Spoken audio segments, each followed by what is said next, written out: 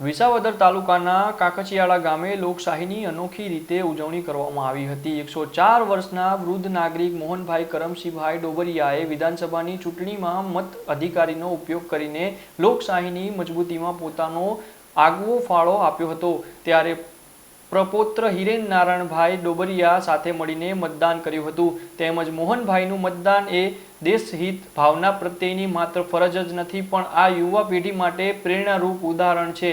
જે આધુનિક યુગના જ્યાં કેટલાક યુવાનો મતદાનમાંથી દૂર રહેતા હોય છે ત્યાં દેશપ્રેમ માટે ઉંમર ક્યારેય અડચણ બનતી નથી।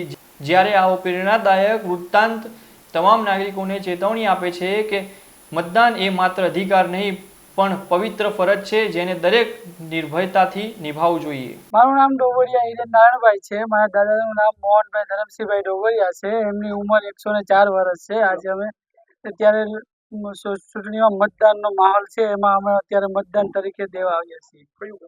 ગામ કાંકસિયાળા, તાલુકો વિસાવદર, જિલ્લો જુનાગઢ। જે લોકસભા છે ચૂંટણી અત્યારે જે આપણે વિધાનસભા ચૂંટણી જે ચાલી રહી છે એમાં આપણે જે સપોર્ટિંગ જે આપણા જે કામો જે થઈ રહ્યા છે જે પ્રત્યે લાગણી છે એ પ્રત્યે